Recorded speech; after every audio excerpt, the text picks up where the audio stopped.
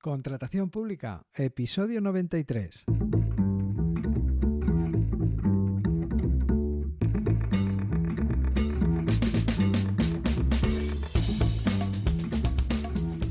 Bienvenida, bienvenido a Contratación Pública, el podcast, la radio del contratista, donde se habla de todo lo relacionado con vender a la administración. Te habla Luis Gracia, consultor sin corbata y formador en la Escuela CPI, la Escuela de la Contratación Pública. 12 de diciembre de 2021, episodio número 93. Episodio que vamos a dedicar a hablar sobre las empresas extranjeras vendiendo a la administración española. Vamos allá.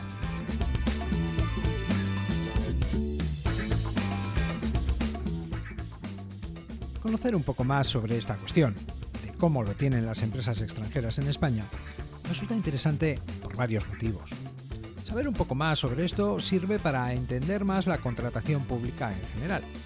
También para saber lo que puedes esperar y a qué se enfrentan los competidores extranjeros, y para hacerte a la idea sobre qué dificultades encontrarías tú si fueses una empresa extranjera queriendo vender en, por ejemplo, Portugal. Sí, ya sé que eso de ir a vender a Portugal, a Francia o a Italia no es algo que se nos pase por la cabeza todos los días. Bueno, o quizás sí. Tampoco es común encontrar a licitadores extranjeros optando a contratos en España, aunque no por eso deja de ser una cuestión interesante. Empecemos tomando perspectiva. Lo que hoy es la Unión Europea se constituye primeramente como un mercado para favorecer el intercambio de las materias primas que se usan en la siderurgia, lo que era la Comunidad Europea del Carbón y del Acero. Si fuiste a EGB, esto lo aprendiste antes de cumplir los 14 años, en la asignatura de Sociales. Durante las primeras décadas de lo que hoy es la Unión Europea, el comercio fue el propósito y también el pegamento de la Unión. Seguro que te suena el Tratado de Maastricht. Lo has oído nombrar muchas veces. Se firmó en 1992 y entró en vigor en 1993. Y entre otras muchas cosas, sirvió para consolidar el mercado entre los países de la entonces Comunidad Europea, permitiendo la libre circulación de capitales y servicios. Luego vinieron más tratados, que reforzaron la unión de los países en otros aspectos, político, social, energético y, por supuesto, el comercial. La cuestión es que favorecer el comercio, permitir que las mercancías, los servicios, los capitales se muevan libremente, permite a las sociedades prosperar en paz y también crear las estructuras para que educación, ciencia y tecnología avancen. En la historia de la humanidad, el último gran caso de éxito del libre comercio ha sido, precisamente, lo que hoy es la Unión Europea. Por eso, la Unión Europea es un mercado donde se fomenta la libre circulación de bienes, servicios y capitales. Y atención, porque no es que se permita, es que se fomenta. Para lograrlo, el armazón jurídico legislativo de la Unión Europea ha venido previendo, predisponiendo y condicionando las leyes de todos los países integrantes a través de los distintos tratados, reglamentos y directivas comunitarias. En nuestro ámbito, el de la contratación pública, la actual y vigente directiva es la 2014/24/UE del Parlamento Europeo y del Consejo, una directiva de febrero de 2014 que es de obligada transposición para todos los Estados que forman parte de la Unión Europea. Es decir, que todos los países miembros de la Unión Europea están obligados a regular la contratación pública según se establece en esta directiva comunitaria. Todos los países tienen que incorporar a su ordenamiento jurídico el contenido, los preceptos que se establecen en la directiva. Esta obligación de transposición es el pilar de la unidad de mercado en materia de contratación pública, ya que las distintas legislaciones sobre contratación pública que encontraremos en los países de la Unión Europea serán prácticamente iguales o muy parecidas. Lo que quiere decir que estemos en el país que estemos, en la práctica, nos vamos a encontrar que, en esencia, en lo básico, los procedimientos, exigencias, formas de medir, etc., serán iguales o muy parecidos. O dicho de otra forma, que estemos en el país que estemos, todo rima, todo suena igual. Y por supuesto, tanto la directiva como las leyes de cada país garantizan la no discriminación por razón de la procedencia de los licitadores, los conocidos factores de arraigo territorial que abordamos en el episodio anterior. En resumen, las empresas comunitarias cuentan con un marco o reglas comunes que facilitan acceder a las compras públicas de todos los Estados miembros de la Unión Europea sin sufrir discriminación por razón de la procedencia de la empresa. ¿Y qué pasa con las empresas de países que no pertenecen a la Unión Europea? Bueno, pues también es posible que una empresa estadounidense pueda vender a la administración en España, o una empresa inglesa, noruega, israelí, coreana, suiza, costarricense o de cualquier país del mundo. ¿Lo van a tener más complicado? Sin duda. Tendrán que hacer frente a más gestiones, pero no será nada que no se pueda salvar, desde luego, aunque tampoco es nada que se pueda improvisar. Además, las empresas no comunitarias, cuando vienen a vender a España o a cualquier país de la Unión Europea, se encuentran con una música que no les suena. En estos casos, las diferencias en la norma, en las leyes que regulan la contratación pública, serán más acusadas. Y es que, aunque estas empresas tengan ya una práctica vendiendo a la administración en su país, cuando vienen a Europa se encuentran con un marco regulatorio bien definido y con ciertas particularidades que deben aprender. Por otro lado, no todas las empresas extranjeras pueden vender en España. No. Solo pueden venir a vender las empresas de países que permitan a las empresas españolas vender en sus países. Y no solo eso. A las empresas extranjeras se les pide que en su país de procedencia se admita la participación de empresas españolas en la contratación pública y además que se haga de una forma que resulte igual, análoga o al menos muy parecida a como se permite aquí. Es decir, que debe existir reciprocidad. Si una empresa no comunitaria puede venir a vender a España, una empresa española o comunitaria puede vender en el país de origen de aquella y debe hacerlo en condiciones de competencia efectiva, sin sufrir discriminación por venir de fuera. Por otro lado, en el marco de la Organización Mundial de Comercio existe una figura llamada Acuerdos sobre Contratación Pública, que son una serie de requisitos que los actualmente 48 países que los suscriben se obligan a cumplir para garantizar condiciones de competencia abiertas, equitativas, transparentes en la contratación pública. En este caso, la reciprocidad está pactada. Dicho esto, ¿ocurre? ¿Es frecuente que una empresa extranjera venga a vender a España? Bien. Los contratos públicos más habituales en los que una empresa extranjera contrata con la Administración Pública Española son los contratos de suministro. Vender un producto y entregarlo. Algo tan sencillo como eso. De hecho, es algo que una empresa española también se puede plantear hacer en otro país. Perfectamente. Los contratos de suministros son los más sencillos, los que se ejecutan más rápidamente y también los menos complejos para nosotros los contratistas y también para la Administración. Por parte de la Administración y atendiendo a la parte práctica de la ejecución del contrato, no se esperan problemas. Con tal que el material cumpla con las especificaciones previstas en el pliego de prescripciones técnicas, suficiente. Por parte del contratista, de la empresa extranjera, vender en otro país a un cliente solvente y predecible como es la Administración resulta muy interesante. Además, para ejecutar el contrato, lo único que hay que hacer es entregar unos productos, unos suministros, y esto hacerlo en las condiciones que se pueden leer en el pliego de cláusulas administrativas y el pliego de prescripciones técnicas. En fin, que abrir un nuevo mercado, vender en otro país de una forma más segura, fácil y barata es francamente muy difícil, especialmente para las empresas comunitarias. Otra cosa son los servicios. Si se trata de vender un servicio genérico, que no tenga valor añadido o componentes de conocimiento y experiencia en la materia muy altos, a una empresa extranjera no le merece la pena embarcarse en el lío de prestar un servicio en un mercado en el que no opera normalmente. Otra cosa es que se trate de un servicio especial, específico, algo en lo que la empresa destaque y esté especializada, y también que esa experiencia y conocimiento resulten fácilmente extrapolables al contexto e idiosincrasia del mercado español. En este caso, sí, especialmente si la visión o mentalidad es largoplacista. Para hacernos a la idea, un ejemplo quizá extremo de servicio especial sería crear la carta de aproximación, las instrucciones de vuelo para hacer la aproximación y aterrizaje de un aeropuerto. Esto es un servicio. No sé si habrá alguna empresa en España que haga, al que optan muchas empresas extranjeras. Y en cuanto a los contratos de obras, la cosa cambia. La construcción es, de lejos, la actividad más compleja de todas las que contrata la Administración.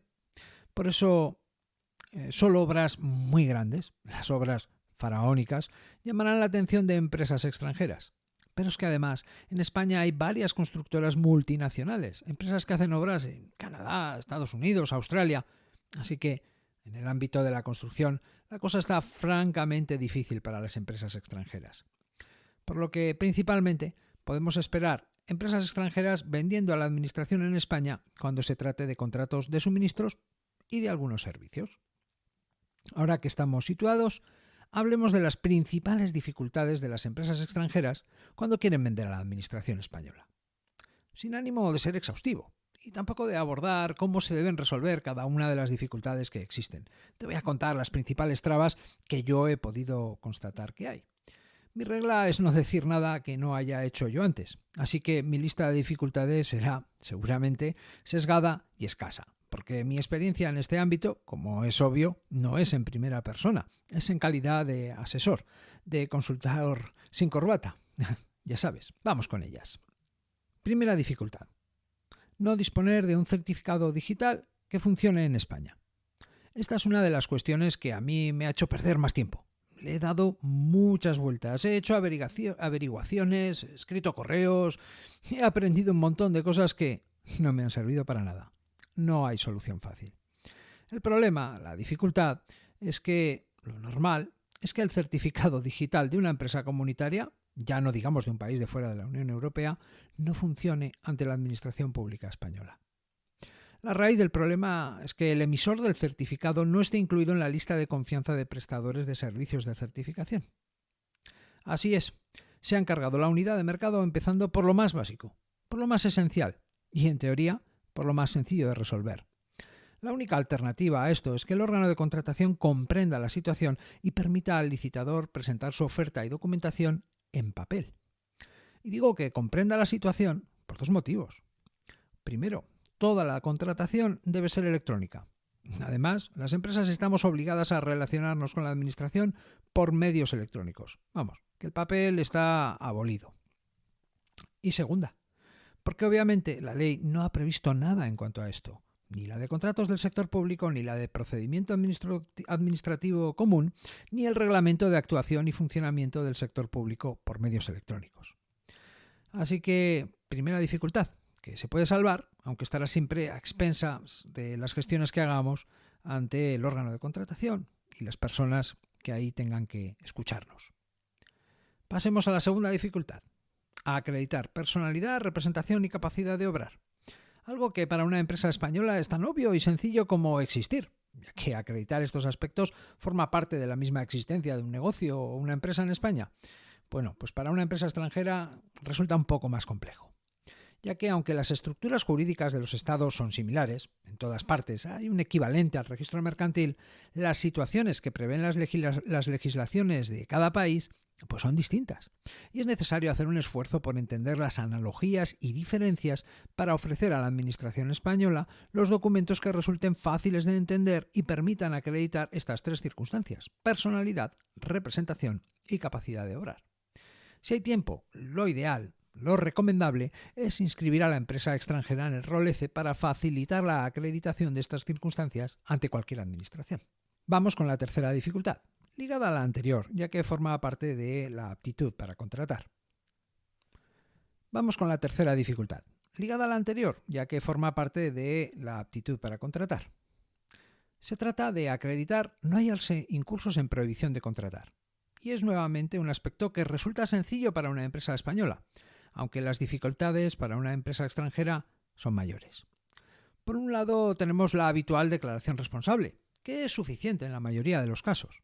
Y por otro lado tenemos la acreditación de que la empresa se encuentra al corriente de pago con la agencia tributaria y con la seguridad social. Tela marinera. Y es que ni la agencia tributaria ni la seguridad social van a expedir un certificado a nombre de una empresa que no está dada de alta en el sistema.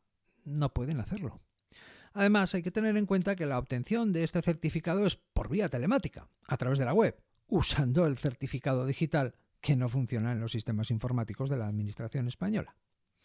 En teoría, aquí debe servir la declaración responsable, o a lo sumo, aportar las evidencias de que la empresa se encuentra al día en sus obligaciones de orden fiscal y social en su país de origen. Esta es una dificultad salvable, sin duda, aunque estará siempre a expensas de las gestiones que hagamos ante el órgano de contratación. Vamos ya con la cuarta dificultad: acreditar la solvencia técnica y la solvencia económica. Si las solvencias son una cuestión delicada para una empresa española, imagina cómo será la cosa para una empresa extranjera. Aquí de lo que hay que ocuparse es de presentar al órgano de contratación documentos que pueda asumir e incorporar al expediente como válidos. En el caso de la solvencia técnica es sencillo hacerlo. Bastará con recopilar los certificados de buena ejecución o hacer la declaración responsable correspondiente acompañada de evidencias. En el caso de la solvencia económica puede resultar un poco difícil. Y es que aunque muchos países compartimos un estándar a la hora de contabilizar, las conocidas como normas internacionales de contabilidad, la forma que tenemos de hacer el equivalente al depósito de cuentas en el registro mercantil puede cambiar sustancialmente de un estado a otro, especialmente si la empresa no es de un país perteneciente a la Unión Europea. Para que la acreditación de la solvencia económica sea admisible por parte del órgano de contratación, será necesario esforzarse en entender las analogías y diferencias con nuestro sistema, para finalmente poder ofrecer los documentos que sirvan para acreditar la solvencia económica a la empresa extranjera. O sea que habrá que conocer y entender cómo funciona esto en cada país y a partir de eso trabajar la obtención de las evidencias. Y vamos ya con la quinta dificultad: aportar la garantía definitiva o la garantía provisional si es requerida. La cuestión de las garantías, como todas las cuestiones que hemos comentado antes, no se improvisa. Y si no se improvisa cuando la empresa es española, imagínate cuando es extranjera. Hay que tener claro cómo se va a hacer el depósito de las garantías y pensar también en que quizá se tarde en recuperarlas. Por eso, en este caso, lo ideal, lo óptimo, es gestionar la obtención de un seguro de caución, algo que se puede hacer a través de una empresa de seguros de crédito tipo Atradius o similar. El seguro de caución es la mejor forma de prestar la garantía, aunque es cierto que para salir del paso se podría hacer el depósito de la garantía mediante un ingreso, una transferencia. Para acabar, hay que tener en cuenta la sexta dificultad, que no es más que una miscelánea de dificultades y problemas prácticos. Si la empresa extranjera solo tiene previsto hacer una venta a la administración española, con tener en cuenta las 5 cosas que hemos comentado antes, pues bastaría. Aunque si lo que la empresa quiere hacer es hacer varias ventas, aunque sean pocas, o una venta de entidad o envergadura, lo conveniente es tener claro desde el principio cómo se abordarán cuestiones como la representación de la empresa durante la ejecución del contrato ante el responsable del contrato y ante el órgano de contratación, la formalización del contrato, la finalización y liquidación del contrato, la forma de hacer la facturación y el cobro, los aspectos fiscales que se deben contemplar. Además de considerar las opciones de establecer una sucursal en España de la empresa extranjera, una opción interesante, o incluso la creación de una empresa filial, lo que facilita mucho las cosas en todos los aspectos de la ejecución del contrato y también de la licitación. Aunque hay más opciones, como puede ser apoderar a un representante en España o incluso llegar a acuerdos con empresas españolas para licitar a través de ellas. Todo dependerá de cada caso y deberá valorarse de forma particular, además de con detalle. Te puedo contar que, en base a mi experiencia ayudando a empresas extranjeras a vender en España, es que la participación de una empresa extranjera en una licitación en España no se improvisa. Es algo que debe abordarse al menos 2 o 3 meses antes de plantearse presentar oferta, aunque la empresa extranjera sea comunitaria. Para una empresa de un país perteneciente a un país de la Unión Europea, participar en la licitación de un contrato en España tiene cierta complejidad, aunque las dificultades son fácilmente salvables. Además, en este caso resulta más sencillo, ya que si la empresa ya viene participando de licitaciones en su país, encontrará muchas similitudes con la forma en la que se hace en España. Sin embargo, si se trata de una empresa de un país no perteneciente a la Unión Europea, además de necesitar algo más de tiempo, será necesario hacer un esfuerzo por comprender cómo se articulan las distintas fases del procedimiento de adjudicación de un contrato público aquí en España y de su posterior ejecución. La verdad que en los casos en los que he tenido oportunidad de ayudar a una empresa extranjera, me he encontrado con que la administración quería comprar lo que esas empresas vendían. Una circunstancia que ayudaba mucho a la hora de buscar soluciones junto con las personas del órgano de contratación, para ir salvando las dificultades e incorporar al expediente de contratación la documentación que resultaba necesaria y suficiente para que éste prosperara. La La verdad es que en todos los casos he tenido que esforzarme más por explicar y hacer entender a estas empresas que, aunque la administración quiera comprar sus productos o servicios, incluso aunque solo ellos puedan proveerlos, la administración solo puede comprar de una manera, y esa manera es ateniéndose a lo que se prevé en la Ley de Contratos del sector público, y eso es algo innegociable. En general, ninguna de las dificultades que pueda encontrar una empresa extranjera son insalvables, aunque es cierto que todas requerirán de un estudio y aproximación detallado para asegurar que cuando llegue el momento todo irá bien y no habrá problemas. En resumen, en el ámbito de la contratación pública, la Directiva 2014/24/UE del Parlamento Europeo y del Consejo y su transposición a los distintos ordenamientos jurídicos tiene como efecto que las distintas legislaciones sobre contratación pública que encontraremos en los países de la Unión Europea sean muy parecidas. Tanto la directiva como las leyes de cada país garantizan la no discriminación por razón de la procedencia de los licitadores, los conocidos factores de arraigo territorial. Debido a esto, las empresas comunitarias cuentan con un marco o reglas comunes que facilitan acceder a las compras públicas de todos los Estados miembros de la Unión Europea. Las empresas de países no pertenecientes a la Unión Europea lo tienen un poco más complicado, aunque si en su país de procedencia se admite la participación de empresas españolas en la contratación pública y se hace de una forma que resulte igual, o al menos muy parecida a como se hace aquí, también podrán acceder a vender a la administración española sin ninguna traba. Encontrar a una empresa extranjera vendiendo a la administración es más probable o común cuando el contrato es de suministros. Este tipo de contratos son los más sencillos y normalmente su ejecución plantea pocos problemas. En el caso de los servicios, solo cuando estos tengan un alto componente de especialización serán interesantes para las empresas extranjeras, ya que a una empresa extranjera no le compensa competir por contratos de servicios genéricos, que no tengan alto valor añadido o para los que sea necesario contar con unos conocimientos o experiencia específicos. En cuanto a los contratos de obras, estos son por lo general poco atractivos para las empresas extranjeras por la gran complejidad de la misma actividad constructora y por las circunstancias del mercado y los competidores que van a encontrar. Las principales dificultades que deben salvar las empresas extranjeras para participar de licitaciones y ejecutar contratos son no disponer de un certificado digital que funcione en España, acreditar la personalidad, representación y capacidad de obrar, la acreditación de no hallarse incursos en prohibición de contratar, especialmente en cuanto a estar al corriente de pagos con la agencia tributaria y seguridad social, la acreditación de las solvencias, especialmente la solvencia económica, aportar las garantías y gestionar su recuperación. Por todo ello, la participación de una empresa extranjera en una licitación en España no se puede improvisar.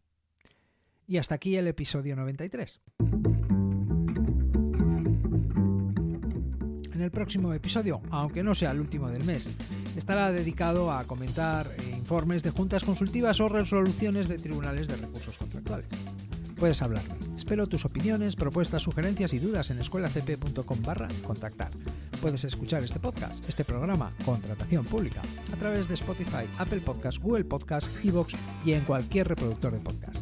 Gracias por estar al otro lado, por tus comentarios y valoraciones. Nos escuchamos dentro de una semana.